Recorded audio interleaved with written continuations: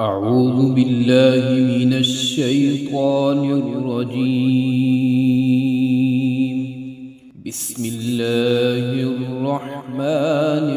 الرحيم. الحمد لله الذي أنزل على عبده الكتاب ولم يجعل له عوجا قيما لينذر بأسا شديدا من لدنه ويبشر المؤمنين الذين يعملون الصالحات أن لهم أجرا حسنا ماكثين فيه أبدا وينذر الذين قالوا اتخذ الله ولدا ما لهم به من علم ولا لآبائهم كبرت كلمة تخرج من أفواههم إن يقولون إلا كذبا فلعلك باخع نفسك على آثارهم إن لم يؤمنوا بهذا الحديث أسفا إنا جعلنا ما على الأرض زينة لها لنبلوهم أيهم أحسن عملا وإنا لجاعلون ما عليها صعيدا جرزا أم حسبت أن أصحاب الكهف والرقيم كانوا من آياتنا عجبا إذ أوى الفتية إلى الكهف فقالوا ربنا آتنا من لدنك رحمة وهيئ لنا من أمرنا رشدا فضربنا على آذانهم في الكهف سنين عددا ثم بعثناهم لنعلم أي الحزبين أحصى لما لبثوا أمدا نحن نقص عليك نبأهم بالحق إنهم فتية آمنوا بربهم وزدناهم هدى وربطنا على قلوبهم إذ قاموا فقالوا ربنا رب السماوات والأرض لن ندعو من دونه إلها لقد قلنا إذا شططا هؤلاء قوم اتخذوا من دونه آلهة لولا يأتون عليهم بسلطان بين فمن أظلم ممن افترى على الله كذبا وإذ اعتزلتموهم وما يعبدون إلا الله فأووا إلى الكهف ينشر لكم ربكم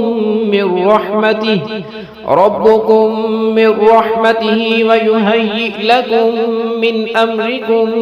مرفقا وترى الشمس إذا طلعت تزاور عن كهفهم ذات اليمين وإذا غربت تقرضهم ذات الشمال وهم في فجوة منه ذلك من آيات الله من يهد الله فهو المهتد ومن يضلل فلن تجد له وليا مرشدا وتحسبهم أيقاظا وهم رقود ونقلبهم ذات اليمين وذات الشمال وكلبهم باسط ذراعيه بالوصيد لو اطلعت عليهم لوليت منهم فرارا ولملئت منهم رعبا وكذلك بعثناهم ليتساءلوا بينهم قال قائل منهم كم لبثتم قالوا لبثنا يوما أو بعض يوم قالوا ربكم أعلم بما لبثتم فابعثوا أحدكم بورقكم هذه إلى المدينة فلينظر أيها أزكى طعاما فليأتكم برزق منه وليتلطف ولا يشعرن بكم أحدا إنهم إن يظهروا عليكم يرجموكم أو يعيدوكم في ملتهم ولن تفلحوا إذا أبدا. وكذلك أعثرنا عليهم ليعلموا أن وعد الله حق وأن الساعة لا ريب فيها إذ يتنازعون بينهم أمرهم فقالوا بنوا عليهم بنيانا ربهم أعلم بهم قال الذين غلبوا على أمرهم لنتخذن عليهم مسجدا سيقولون ثلاثة رابعهم كلبهم ويقولون خمسة سادسهم كلبهم رجما بالغيب ويقولون سبعة وثامنهم كلبهم قل ربي أعلم بعدتهم ما يعلمهم إلا قليل فلا تمار فيهم إلا مراء ظاهرا ولا تستفت فيهم منهم أحدا ولا تقولن لشيء إني فاعل ذلك غدا إلا أن يشاء الله واذكر ربك إذا نسيت وقل عسى أن يهديني ربي لأقرب من هذا رشدا ولبثوا في كهفهم 300 سنين وازدادوا 9 قل الله أعلم بما لبثوا له غيب السماوات والأرض أبصر به وأسمع ما لهم من دونه من ولي ولا يشرك في حكمه أحدا واتل ما أوحي إليك من كتاب ربك لا مبدل لكلماته ولن تجد من دونه ملتحدا واصبر نفسك مع الذين يدعون ربهم بالغداة والعشي يريدون وجهه ولا تعد عيناك عنهم تريد زينة الحياة الدنيا ولا تطع من أغفلنا قلبه عن ذكرنا واتبع هواه وكان أمره فرطا وقل الحق من ربكم فمن شاء فليؤمن ومن شاء فليكفر إنا أعتدنا للظالمين نارا أحاط بهم سرادقها وإن يستغيثوا يغاثوا بماء كالمهل يشوي الوجوه بئس الشراب وساءت مرتفقا إن الذين آمنوا وعملوا الصالحات إنا لا نضيع أجر من أحسن عملا أولئك لهم جنات عدن تجري من تحتهم الأنهار يحلون فيها من أساور من ذهب ويلبسون ثيابا خضرا من سندس واستبرق متكئين فيها على الأرائك نعم الثواب وحسنت مرتفقا واضرب لهم مثل الرجلين جعلنا لأحدهما جنتين من أعناب وحففناهما بنخل وجعلنا بينهما زرعا كلتا الجنتين آتت أكلها ولم تظلم منه شيئا وفجرنا خلالهما نهرا وكان له ثمر فقال لصاحبه وهو يحاوره أنا أكثر منك مالا وأعز نفرا ودخل جنته وهو ظالم لنفسه قال ما أظن أن تبيد هذه أبدا وما أظن الساعة قائمة ولئن رددت إلى ربي لأجدن خيرا منها منقلبا قال له صاحبه وهو يحاوره أكفرت بالذي خلقك من تراب ثم من نطفة ثم سواك رجلا لكن هو الله ربي ولا أشرك بربي أحدا ولولا إذ دخلت جنتك قلت ما شاء الله لا قوة إلا بالله إن ترني أنا أقل منك مالا وولدا فعسى ربي أن يؤتيني خيرا من جنتك ويرسل عليها حسبانا من السماء فتصبح صعيدا زلقا أو يصبح ماؤها غورا فلن تستطيع له طلبا وأحيط بثمره فأصبح يقلب كفيه على ما أنفق فيها وهي خاوية على عروشها ويقول يا ليتني لم أشرك بربي أحدا ولم تكن له فئة ينصرونه من دون الله وما كان منتصرا هنالك الولاية لله الحق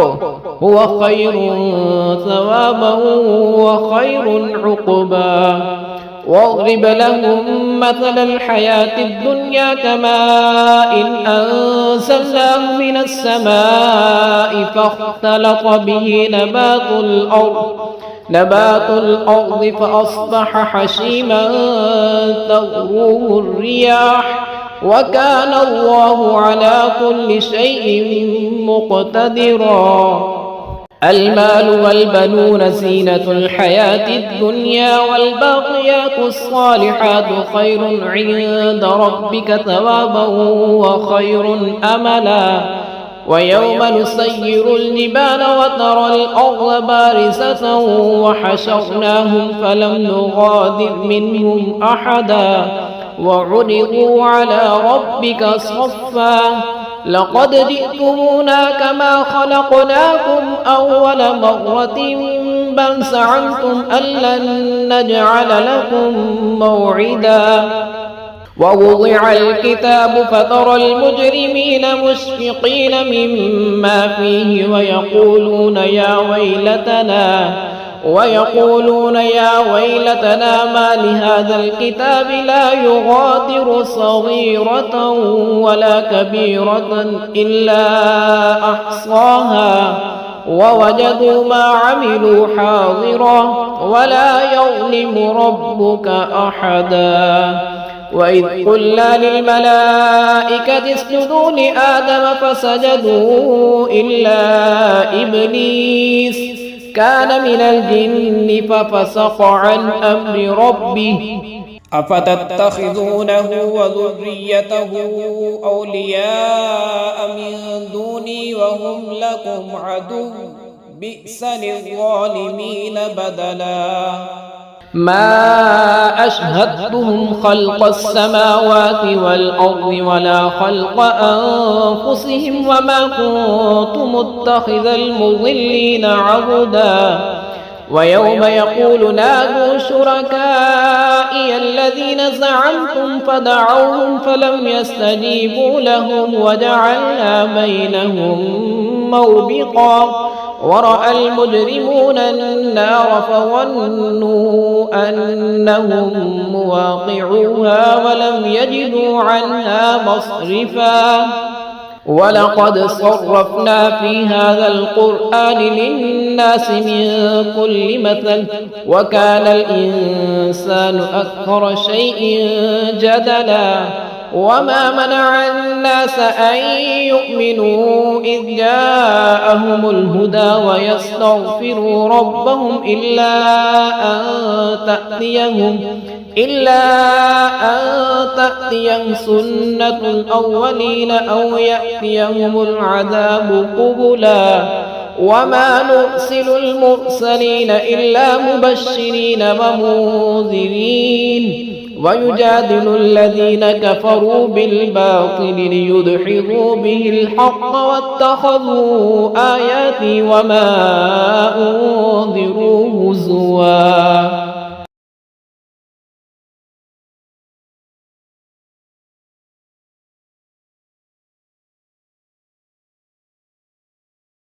إنا جعلنا على قلوبهم أكنة أن يفقهوه وفي آذانهم وقرا وإن تدعوهم إلى الهدى فلن يهتدوا إذا أبدا وربك الغفور ذو الرحمة لو يؤاخذهم بما كسبوا لعجل لهم العذاب بل لهم موعد لن يجدوا من دونه موئلا وتلك القرى أهلكناهم لما ظلموا وجعلنا لمهلكهم موعدا وإذ قال موسى لفتاه لا أبرح حتى أبلغ مجمع البحرين أو أمضي حقبا فلما بلغا مجمع بينهما نسيا حوتهما فاتخذ سبيله في البحر سربا فلما جاوزا قال لفتاه آتنا غداءنا لقد لقينا من سفرنا هذا نصبا قال أرأيت إذ أوينا إلى الصخرة فإني نسيت الحوت وما أنسانيه إلا الشيطان أن أذكره واتخذ سبيله في البحر عجبا قال ذلك ما كنا نبغي فارتدا على آثارهما قصصا فوجدا عبدا من عبادنا آتيناه رحمة من عندنا وعلمناه من لدنا علما قال له موسى هل أتبعك على أن تعلمني مما علمت رشدا قال إنك لن تستطيع معي صبرا وكيف تصبر على ما لم تحط به خبرا قال ستجدني إن شاء الله صابرا ولا أعصي لك أمرا قال فإن اتبعتني فلا تسألني عن شيء حتى أحدث لك منه ذكرا فانطلقا حتى إذا ركبا في السفينة خرقها قال أخرقتها لتغرق أهلها لقد جئت شيئا إمرا قال ألم أقل إنك لن تستطيع معي صبرا قال لا تؤاخذني بما نسيت ولا ترهقني من أمري عسرا فانطلقا حتى إذا لقيا غلاما فقتله قال أقتلت نفسا زكية بغير نفس لقد جئت شيئا نكرا قال ألم أقل لك إنك لن تستطيع معي صبرا قال إن سألتك عن شيء بعدها فلا تصاحبني قد بلغت من لدني عذرا فانطلقا حتى إذا أتيا أهل قرية استطعما أهلها فأبوا أن يضيفوهما فوجدا فيها جدارا يريد أن ينقض فأقامه قال لو شئت لاتخذت عليه أجرا قال هذا فراق بيني وبينك سأنبئك بتأويل ما لم تستطع عليه صبرا أما السفينة فكانت لمساكين يعملون في البحر فأردت أن أعيبها وكان وراءهم ملك يأخذ كل سفينة غصبا وأما الغلام فكان أبواه مؤمنين فخشينا أن يرهقهما طغيانا وكفرا فأردنا أن يبدلهما ربهما خيرا منه زكاة وأقرب رحما وأما الجدار فكان لغلامين يتيمين في المدينة وكان تحته كنز لهما وكان أبوهما صالحا فأراد ربك أن يبلغا أشدهما ويستخرجا كنزهما رحمة من ربك وما فعلته عن أمري ذلك تأويل ما لم تستطع عليه صبرا ويسألونك عن ذي القرنين قل سأتلو عليكم منه ذكرا إنا مكنا له في الأرض وآتيناه من كل شيء سببا فأتبع سببا حتى إذا بلغ مغرب الشمس وجدها تغرب في عين حمئة ووجد عندها قوما قلنا يا ذا القرنين إما أن تعذب وإما أن تتخذ فيهم حسنا قال أما من ظلم فسوف نعذبه ثم يرد إلى ربه فيعذبه عذابا نكرا وأما من آمن وعمل صالحا فله جزاء الحسنى وسنقول له من أمرنا يسرا ثم أتبع سببا حتى إذا بلغ مطلع الشمس وجدها تطلع على قوم لم نجعل لهم من دونها سترا كذلك وقد أحطنا بما لديه خبرا ثم أتبع سببا حتى إذا بلغ بين السدين وجد من دونهما قوما لا يكادون يفقهون قولا قالوا يا ذا القرنين إن يأجوج ومأجوج مفسدون في الأرض فهل نجعل لك خرجا على أن تجعل بيننا وبينهم سدا قال ما مكنني فيه ربي خير فأعينوني بقوة أجعل بينكم وبينهم ردما آتوني زبر الحديد حتى إذا ساوى بين الصدفين قال انفخوه حتى إذا جعله نارا قال آتوني أفرغ عليه قطرا فما استطاعوا أن يظهروه وما استطاعوا له نقبا قال هذا رحمة من ربي فإذا جاء وعد ربي جعله دكا وكان وعد ربي حقا وتركنا بعضهم يومئذ يموج في بعض ونفخ في الصور فجمعناهم جمعا وعرضنا جهنم يومئذ للكافرين عرضا الذين كانت أعينهم في غطاء عن ذكري وكانوا لا يستطيعون سمعا أفحسب الذين كفروا أن يتخذوا عبادي من دوني أولياء إنا أعتدنا جهنم للكافرين نزلا قل هل ننبئكم بالأخسرين أعمالا الذين ضل سعيهم في الحياة الدنيا وهم يحسبون أنهم يحسنون صنعا